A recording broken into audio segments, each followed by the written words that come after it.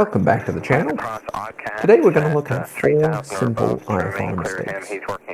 Now I hope that each time you're flying you're taking the opportunity to evaluate what you've done, what you liked, what you didn't like, and then using that to improve your pilot skills, your decision-making skills, and your overall flying.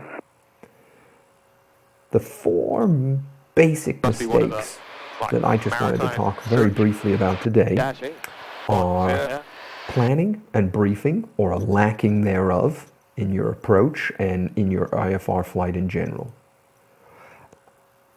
Your second basic mistake is going to be last-minute changes, whether that be en route or especially at the approach end, last-minute changes to the approach that you're flying, the runway that you're using, the weather conditions that are on the ground and around the airport.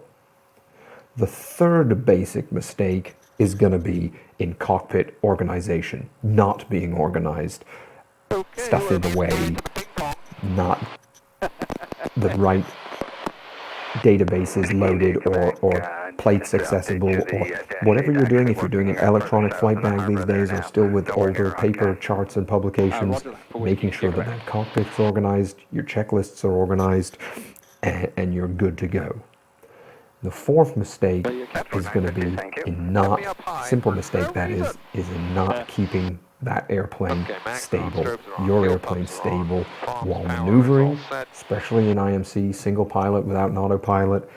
What I mean by stable is we don't want excessive sync rates, we don't want to be banking too much, and we don't want to be flying too fast, descending too quickly, those kind of items. So those would be my 4 simple basic mistakes and ways that we can kind of get ourselves painted into a corner or into some trouble with IFR flying. From my other videos, tools to carry, survival gear to carry in your airplane.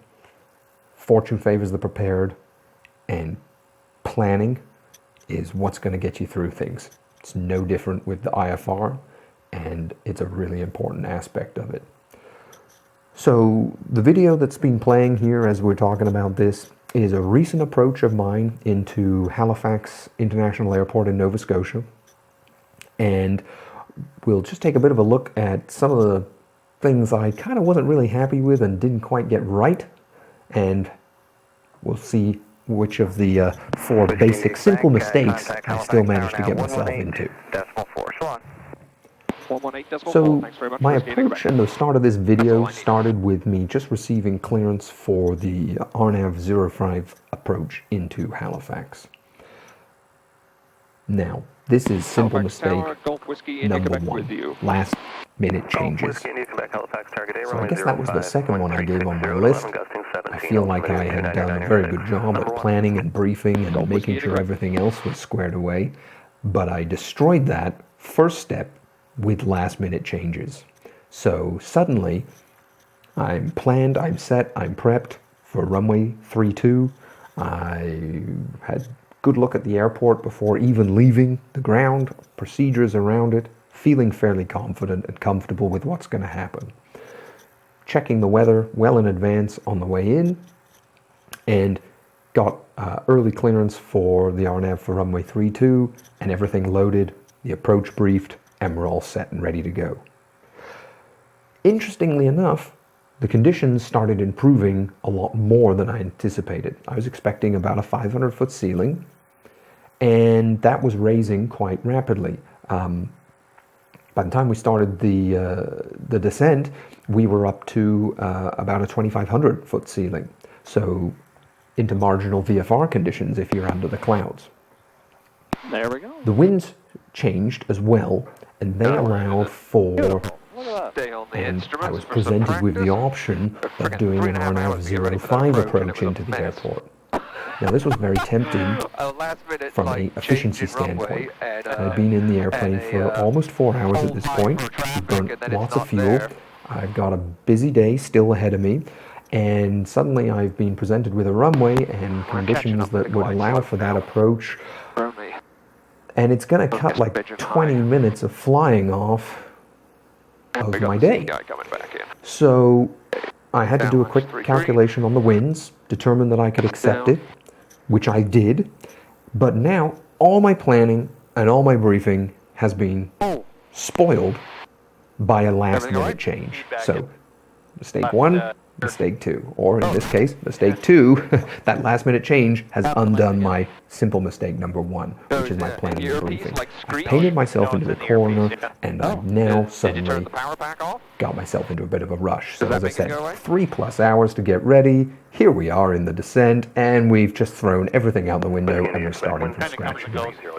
Now, luckily, my simple mistake number three, which would be cockpit organization, I've got a pretty good handle on that, and I didn't have too much difficulty at all in changing the plate, We should be able to make that getting work the for Whiskey Quebec. GPS set up, getting to my new waypoint loaded in.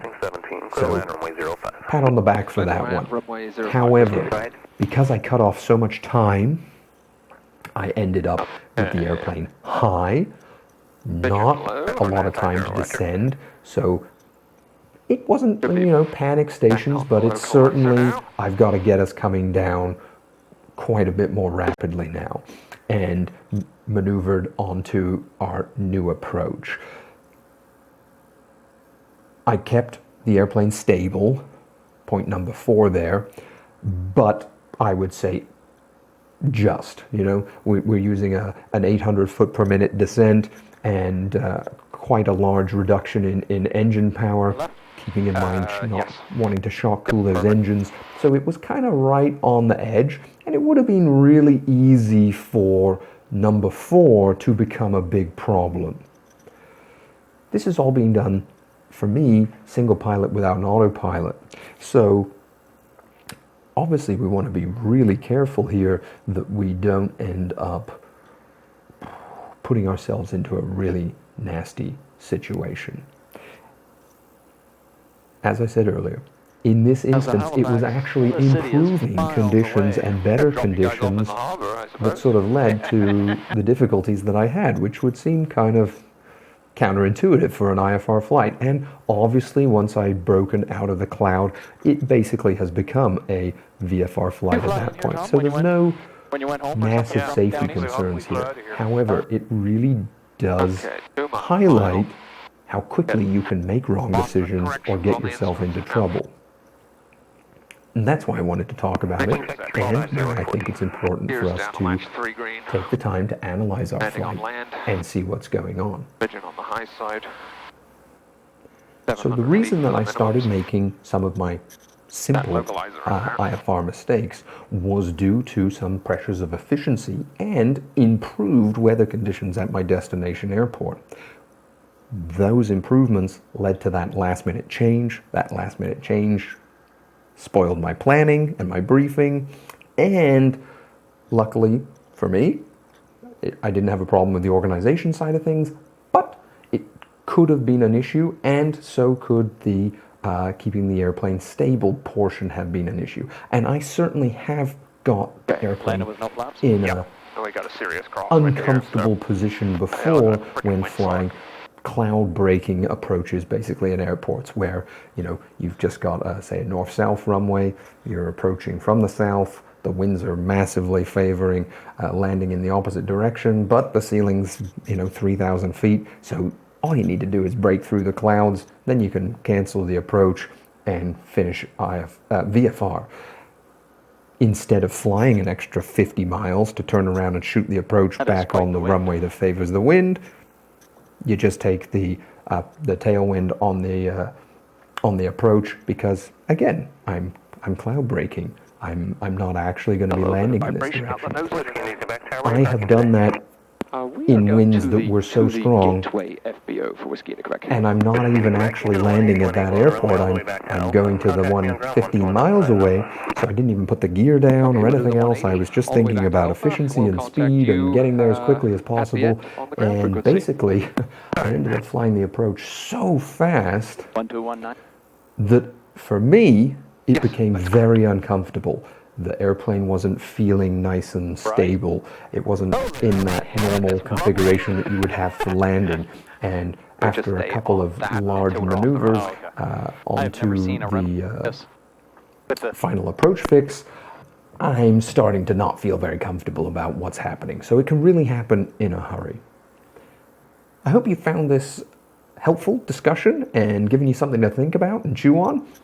I hope you're evaluating what you're doing, and we'd love to hear in the comments about simple mistakes that you've made or kind of rules of thumb that you have for your flying, whether it be IFR or VFR, to try and keep yourself safe and to improve your skill set. As always, practice makes perfect, but we need to be practicing, analyzing, and correcting the things that we're not liking. Stay safe.